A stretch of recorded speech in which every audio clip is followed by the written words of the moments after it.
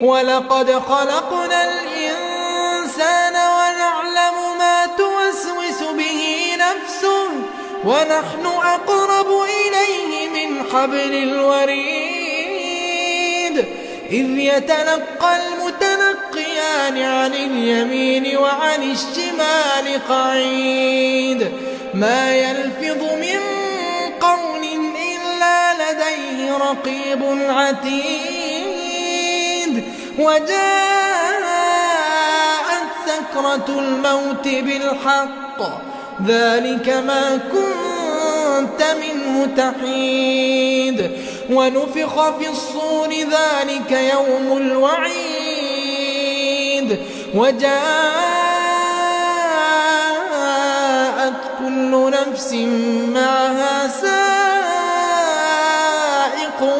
وشهيد